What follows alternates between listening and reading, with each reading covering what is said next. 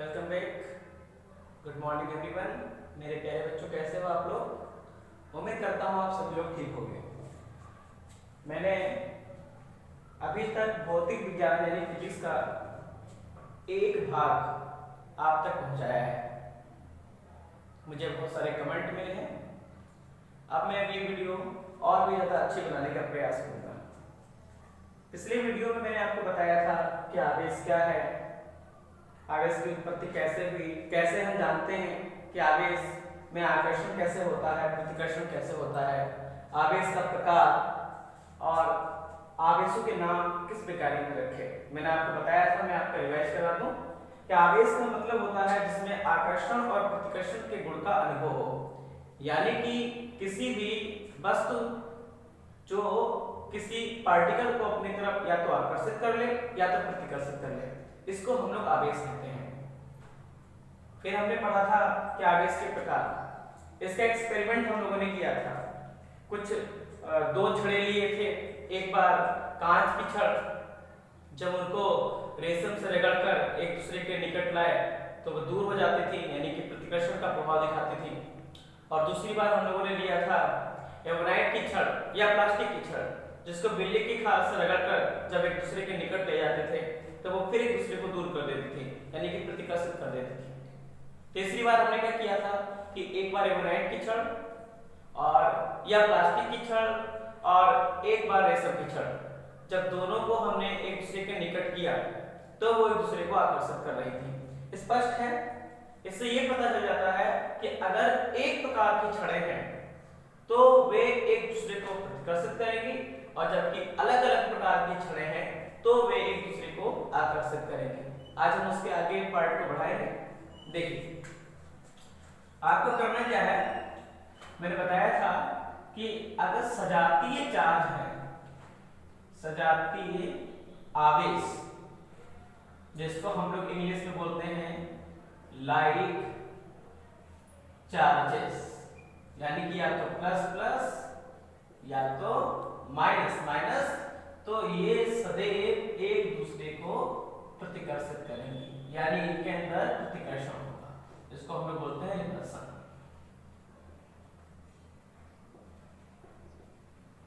Okay.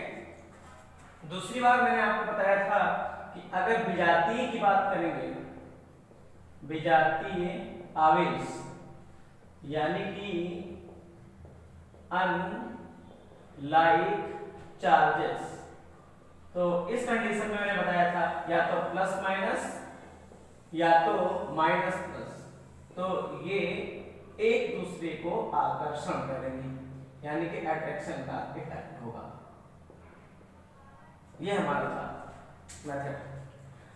तो आपको ये दोनों बातें याद रखना है। सजातीय आवेश लाइक चार्जेस या तो प्लस प्लस या तो माइनस माइनस, तो ये प्रतिकर्षण का प्रभाव दिखाएंगे, और विजातीय आवेश अनलाइक चार्जेस या तो प्लस माइनस या तो माइनस प्लस, तो ये आकर्षण का इफेक्ट दिखाएंगे। ऐसा मैंने आपको पहले वीडियो में बताया था। अब हम आज आगे बात करेंगे कि आवेश को किस प्रकार से बढ़ाया जाता है, आवेश को किस प्रकार से उत्पन्न किया जाता है। आइए देखते हैं।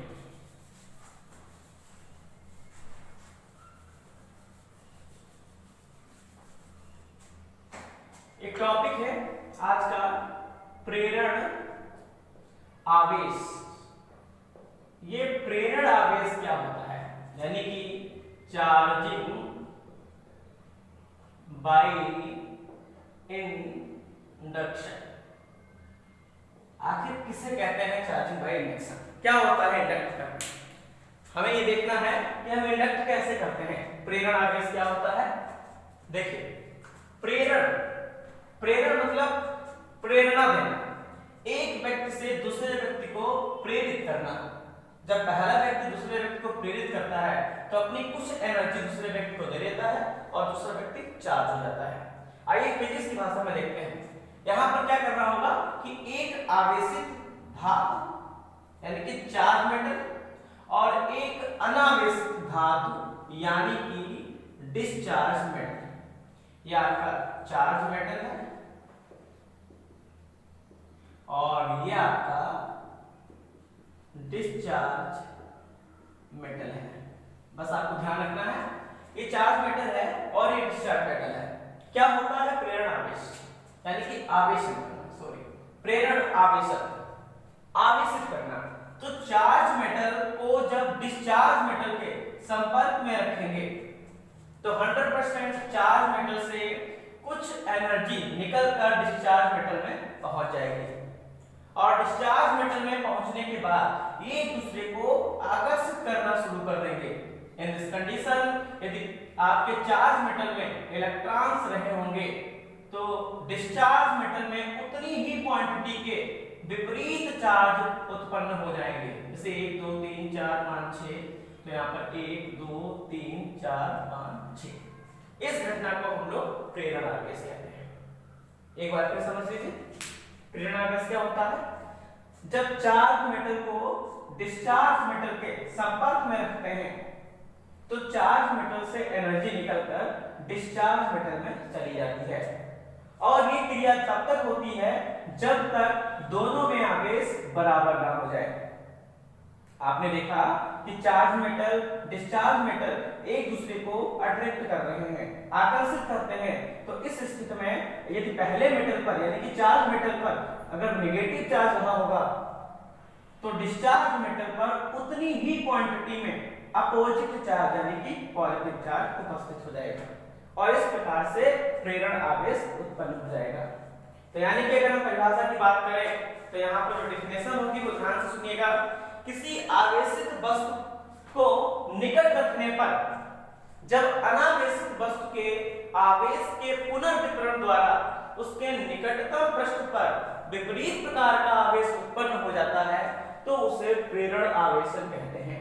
हम आपको फिर बता रहे हैं कि जब किसी आवेशित वस्तु को अनावेशित वस्तु के संपर्क में रखते हैं तो आवेशों के पुनर्वितरण से अनावेशित वस्तु में यानी कि डिस्चार्ज मेटल में जब बराबर तथा विपरीत प्रकार का आवेश उत्पन्न हो जाता है तो इस घटना को प्रेरण आवेशन कहते हैं, जैसा कि आपने यहाँ पर देखा।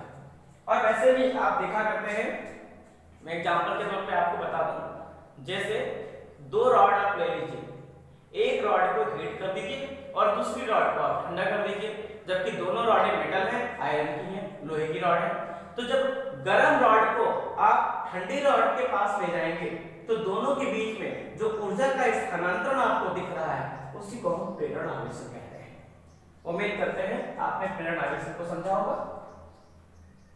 फिर से एक बार आप समझ लीजिए, जब चार्ज मेटल डिस्चार्ज मेटल के कांटेक्ट में जाता है तो एनर्जी के आदान प्रदान से डिस्चार्ज मेटल में बराबर तथा विपरीत प्रकार का आवेश उत्पन्न हो जाता है।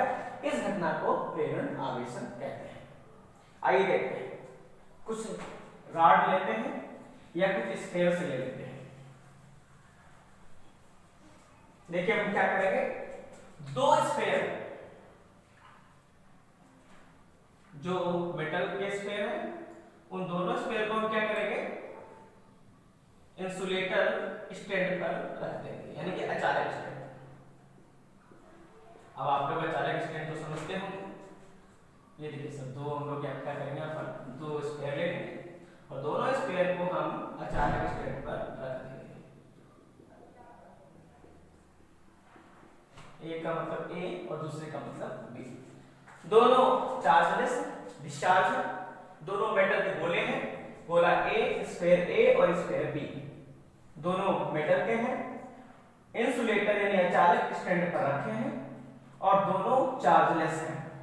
अब हमें क्या करना है, प्रेरण आवेशन उत्पन्न करना है।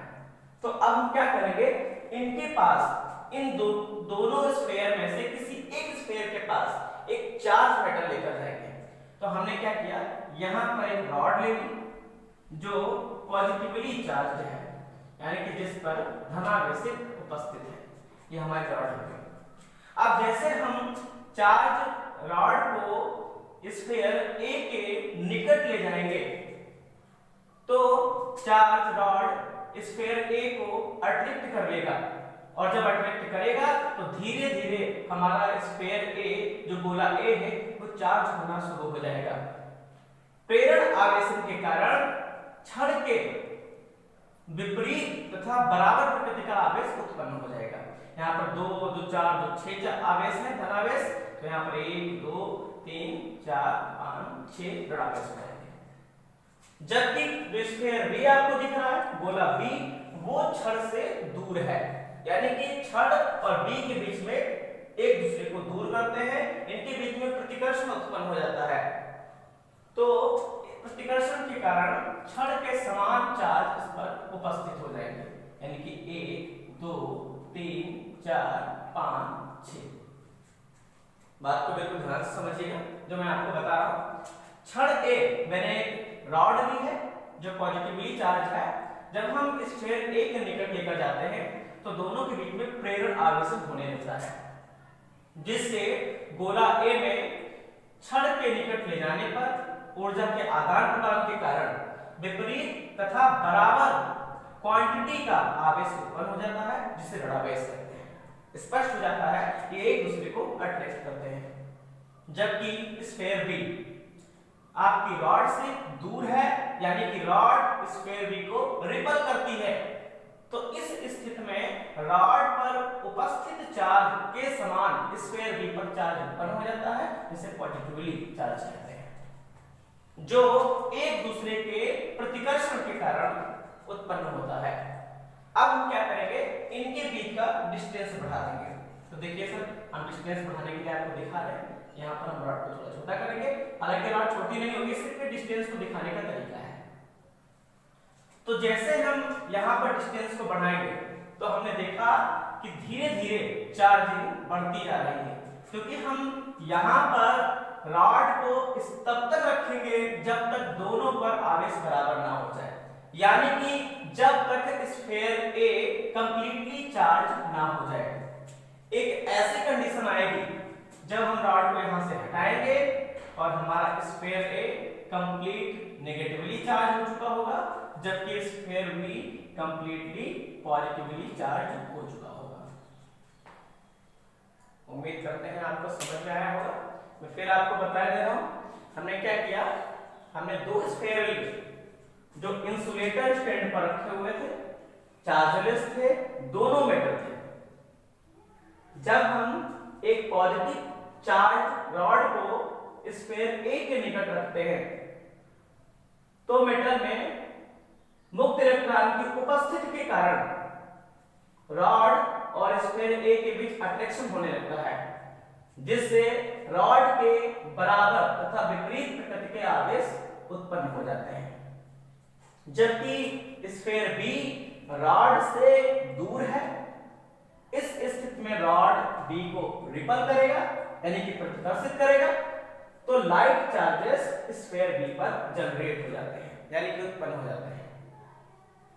जब हम रॉड को हटा देते हैं तो एक ऐसी स्थिति बनती है जब स्फीयर ए कंप्लीटली चार्ज हो जाता है।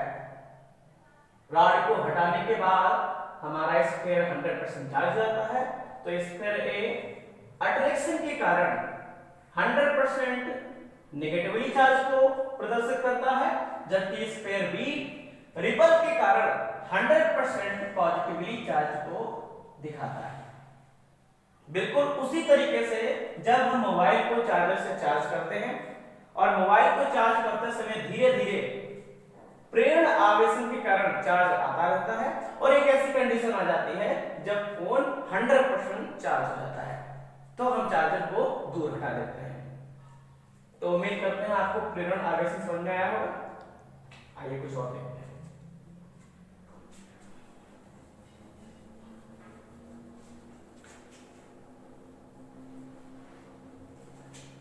अब हमें ये देखना है कि आवेशन की प्रेरण आवेश के अलावा अन्य विधियां क्या हो सकती हैं। तो आइए अदर मेथड देखते हैं। अदर मेथड, और भी मेरे पास बहुत सारे मेथड हैं। देखिए सर, हमारी बुक में और मेथड दिए हुए हैं। सबसे पहला मेथड है बाई फ्रिक्शन,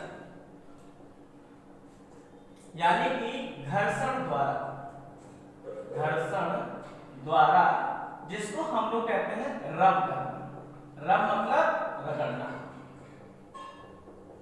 और जबकि दूसरा मेथड है हमारा जिसको हम लोग कहते हैं चालन द्वारा, यानी कि कंडक्शन करना, बाई कंडक्शन। जिसमें हम कांटेक्ट करते हैं, यानी कि संपर्क। बिल्कुल ध्यान से सुनना, केवल ये टॉपिक आपको समझना, केवल आपको जानना है।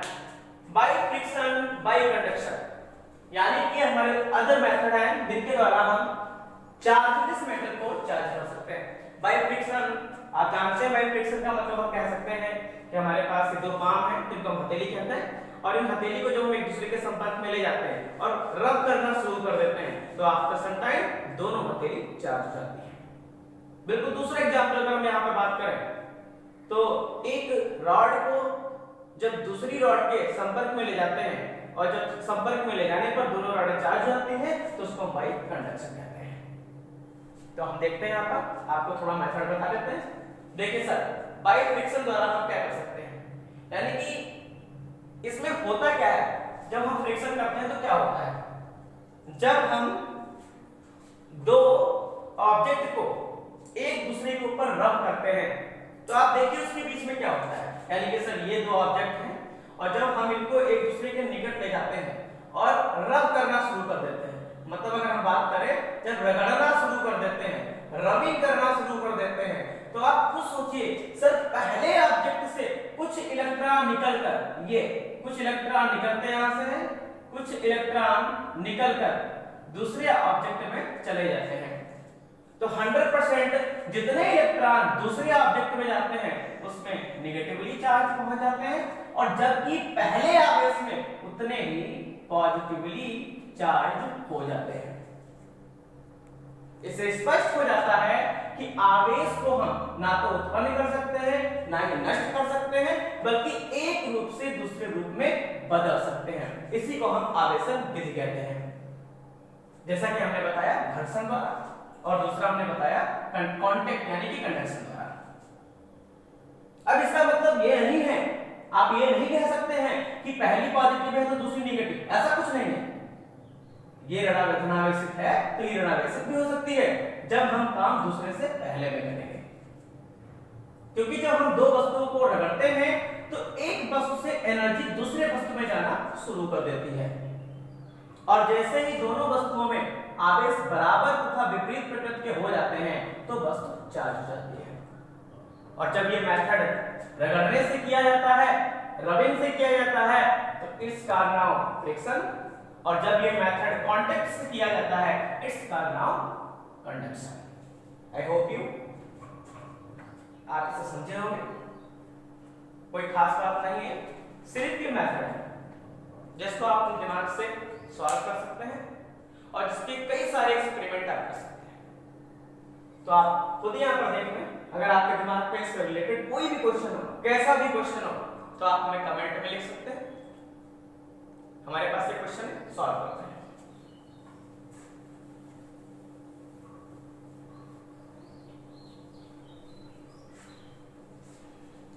क्वेश्चन हमारे पास ये है कि आप किसी गोले को स्पर्श किए बिना कैसे आवेशित कर सकते हैं, ये सर हमारा क्वेश्चन है। और वो आवेशित पॉजिटिवली भी हो सकता है और नेगेटिवली भी हो सकता है, यानी कि आप किसी गोले को स्पर्श किए बिना कैसे आवेशित कर सकते हैं, या तो उसे धनावेशित कर सकते हैं वो भी कंप्लीटली, या तो उसे ऋणावेशित कर सकते हैं। तो आइए देखते हैं ये कैसे संभव है। आपने एक शब्द का नाम सुना होगा अर्थिंग, अर्थिंग जिसको हम लोग बोलते हैं भू संपर्कित, अर्थ कांटेक्ट। आप जानते हैं कि अर्थ का मतलब होता है महासागर, ओशियन।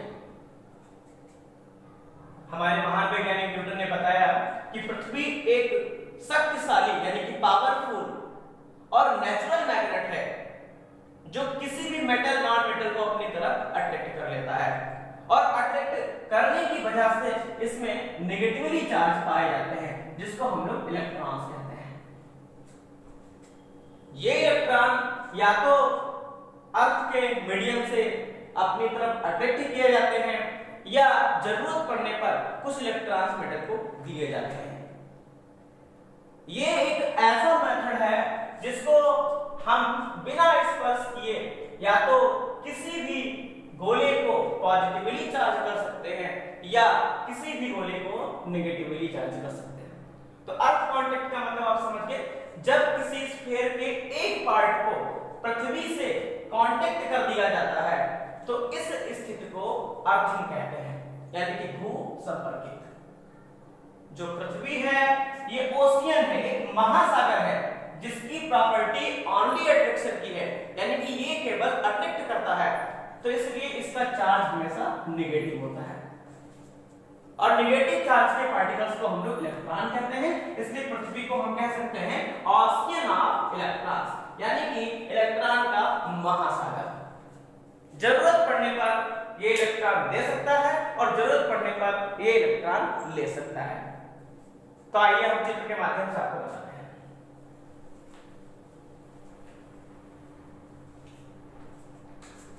मेरे पास एक स्फीयर है, अकॉर्डिंग टू क्वेश्चन स्फीयर की बात कर रहा है, जो एक अचानक स्टैंड पर रखा है, जैसा आपको दिखाई दे रहा है। अब हम क्या करेंगे, इस स्फीयर को एक रॉड के कांटेक्ट में ले जाएंगे, यानी कि कंडक्शन करेंगे। जैसे रॉड को जो चार्ज है कंप्लीटली पॉजिटिवली चार्ज है, इस रॉड को जैसे हम स्फीयर के कांटेक्ट में ले जाएंगे तो स्फीयर का एक पार्ट जो रॉड के निकट है अट्रैक्शन के कारण उतनी ही क्वांटिटी का अपोजिट चार्ज जनरेट हो जाएगा। 1 2 3 4 5 यानी कि 1 2 3 4 5। जबकि इसका दूसरा पार्ट आप देख रहे हैं जो रॉड से दूर है तो रिपल के कारण लाइट चार्जेस जनरेट हो जाएंगे, यानी कि हमारा स्फीयर रॉड से एक पार्ट तक एनर्जी कलेक्ट करना शुरू कर देगा। अब हम क्या करेंगे, अब हम इसके दूसरे पार्ट को अर्थ से कांटेक्ट कर देंगे, यानी कि जिसको हम लोग क्या कहेंगे, अर्थिंग, भू संपर्कित, अर्थ कांटेक्ट। जैसे इसको हम अर्थ देंगे, आपको पता है ये ओशियन ऑफ इलेक्ट्रॉन्स, यानी कि इलेक्ट्रॉन का महासागर है। इसका वर्क ओनली अट्रैक्ट करने का है। आवश्यकता पड़ने पर इलेक्ट्रॉन दे सकता है और आवश्यकता पड़ने पर इलेक्ट्रॉन ले सकता है, लेकिन अर्थ पर इलेक्ट्रॉन के जाने और आने का कोई प्रभाव नहीं पड़ता है। तो यहाँ पर पॉजिटिवली चार्ज है, जैसे इसको अर्थ से कांटेक्ट करेंगे हम यहाँ से रॉड को हटा देंगे और रॉड को हटाएंगे तो यहाँ पर नेगेटिव चार्ज है, यहाँ पर पॉजिटिव चार्ज है, तो कुछ इलेक्ट्रॉन अट्रैक्शन के कारण यहाँ से निकलेंगे और यहाँ पर जाकर इसको फिल कर देंगे और इस प्रकार से रॉड कंप्लीटली नेगेटिवली चार्ज हो जाएगी। आपने देखा कि हम गोले को बिना स्पर्श किए कंप्लीटली नेगेटिव चार्ज कर सकते हैं। मैं आपको फिर बता दे रहा हूं कि जब मैंने स्फीयर यानी कि चार्जलेस स्फीयर को जब रॉड पॉजिटिवली चार्ज रॉड के कांटेक्ट में किया तो इस स्फीयर का एक पार्ट अट्रैक्शन के कारण अपोजिट एंड इक्वल क्वांटिटी में चार्ज हो जाता है, जबकि दूसरा पार्ट रिफ्लेक्शन रिपल्शन के कारण यानी कि दूरी के कारण सेम यानी कि लाइट चार्जेस उत्पन्न करता है। अब हम क्या करते हैं, इसके दूसरे पार्ट को अर्थ से कांटेक्ट कर देते हैं, रॉड को हटा देते हैं। आपने देखा था कि जब यहां पर रॉड हटाए थे तो इतने पार्ट में पॉजिटिव चार्ज थे। अर्थ के बारे में मैंने आपको बताया कि यहां से कुछ इलेक्ट्रॉन निकलते हैं और वो इलेक्ट्रॉन जो नेगेटिव है और यहां पर जहां से कांटेक्ट किए हैं जो पार्ट आपका बी है, इस पॉइंट पर पॉजिटिव चार्ज है, अट्रैक्शन के कारण ये इलेक्ट्रॉन जाकर पॉजिटिव में विलीन हो जाते हैं और यहां पर नेगेटिव चार्ज जनरेट कर देते हैं और हम यहां से अर्थ का कांटेक्ट हटा देते हैं और इस स्थिति में रॉड कंप्लीटली नेगेटिव चार्ज हो जाती है। तो इसका मतलब जब भी स्फीयर के पास हम पॉजिटिव रॉड लेकर जाएंगे तो निगेटिवली चार्ज होगी। अब आइए देखते हैं निगेटिव रॉड ले जाने पर क्या होता है।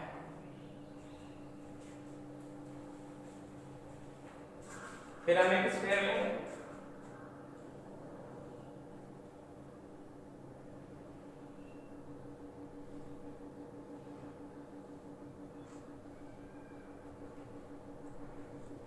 इस स्फीयर को हम अचानक स्टैंड पर रखेंगे और इस स्फीयर के पास जब हम एक रॉड, चार्ज रॉड लेकर जाएंगे जो अब की बार निगेटिवली चार्ज है, तो फिर क्या होगा, जैसे इस रॉड को स्फीयर के निकट ले जाएंगे तो एक पार्ट अट्रैक्ट करेगा जिस पर equal and opposite charge generate हो जाएंगे, जैसा आप देख रहे हैं। और जबकि दूसरा पार्ट दूरी होने के कारण एक दूसरे से दूर है, रिपल करेगा, उतनी ही क्वांटिटी के इक्वल चार्ज जनरेट हो जाएंगे, जैसा कि आप देख रहे हैं। अब हम क्या करेंगे, इसके दूसरे पार्ट को हम जो कंडक्टर से दूर है, यानी कि रॉड से दूर है, उसको अर्थ कांटेक्ट कर देंगे, इसको अर्थिंग कर देंगे। अब आपने देखा कि ये निगेटिव है और जिस पार्ट से यानी कि जिस पॉइंट से हमने इसको अर्थ कांटेक्ट किया है वहां भी निगेटिवली चार्ज है, तो ये एक दूसरे को रिपल करना शुरू कर देंगे, यानी कि यहां से चार्ज निकलकर, यहां से सारे इलेक्ट्रॉन निकलकर अर्थ में समावेशित हो जाएंगे और इस प्रकार से ये स्फीयर पॉजिटिवली चार्ज हो जाएगा और हम यहां से अर्थ कांटेक्टिंग हटा देंगे। इस प्रकार से हमारा स्फीयर पॉजिटिवली चार्ज है। तो आइए देखते हैं फिर से एक बार फिर मैं आपको बता रहा हूं मैं क्या करूंगा, बिल्कुल ध्यान से सुनना, मैं आपको दोनों बातें बता दे रहा हूं, बिल्कुल ध्यान से सुनिएगा। जब स्फीयर को हम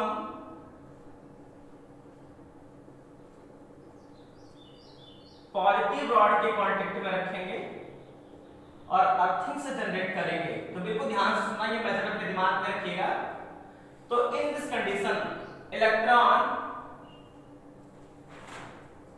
रिपल करना शुरू कर देंगे, सॉरी इन दिस कंडीशन आपको पता है, मैं फिर बता रहा हूं कि जैसे इस रॉड को रखेंगे तो इस स्फीयर एक जो रॉड के नियर है, तो in this condition equal and opposite charge generate हो जाएंगे, 2 2 4 1 5 2 4 1 5, जबकि जो अदर पार्ट है वो रिपल के कारण पॉजिटिवली यानी कि लाइट चार्ज जनरेट करेगा और जिसको हम अर्थ से कांटेक्ट करेंगे तो अर्थ में नेगेटिव चार्ज और नियर अबाउट जो हमने सरफेस लिया है उस पे पॉजिटिव चार्ज, तो ये अट्रैक्ट करेगा और अट्रैक्शन के कारण यहां से चार्ज इलेक्ट्रॉन अपवार्ड जाना प्रारंभ कर देंगे और फाइनली ये स्फीयर कंप्लीटली नेगेटिव हो जाएगा।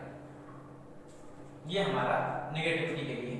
और दूसरा बिल्कुल ये मेथड याद रखिए जो मैं आपको बता रहा हूं। दूसरी बार हम क्या करेंगे, फिर हम उसी स्फीयर को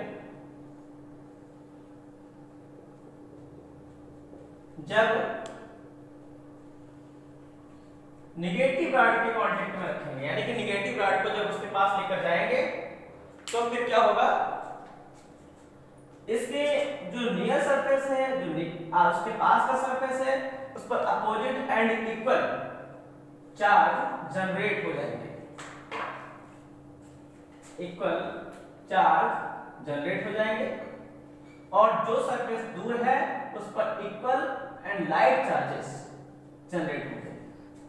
फिर से सुन लीजिएगा, जब स्फीयर को हम निगेटिव रॉड के कांटेक्ट में रखेंगे तो निगेटिव रॉड के निकट वाला सरफेस अट्रैक्शन के कारण इक्वल क्वांटिटी में तथा अपोजिट चार्ज जनरेट करेगा, जबकि जो दूर का सरफेस है वो रिपल के कारण लाइट चार्ज जनरेट कर देगा। और यहाँ पर जब हम इसको अर्थ कांटेक्ट करेंगे तो बिल्कुल ध्यान दीजिएगा, सर ये नेगेटिव है तो यहाँ से ये इलेक्ट्रॉन अर्थ में भी आपके नेगेटिव इलेक्ट्रॉन है और जिस सरफेस से कांटेक्ट किए हैं वहां पर भी नेगेटिव है, तो ये टू ईच अदर रिपल करना शुरू कर देगा जिसका डायरेक्शन डाउनवर्ड हो जाएगा। तो बस आपको इतना ध्यान रखना है और इसका डायरेक्शन हो जाएगा आपको। तो कैसी लगी वीडियो हमारी, इस वीडियो को देखिएगा, लाइक कीजिएगा, कमेंट कीजिएगा, साथ ही हमारे चैनल को जिसका नाम है एक्सीलेंट क्लासेस। इसको ज़्यादा से ज़्यादा शेयर कीजिए और हमें अपने नए सुझाव दीजिए ताकि हम और भी अच्छी वीडियो को आप तक पहुंचा सकें। अगर आपको नहीं समझ में आया है तो मैं स्पेशल इस पर एक और वीडियो बनाऊंगा जो आप तक पहुंचाऊंगा। नमस्कार, जय हिंद, जय भारत।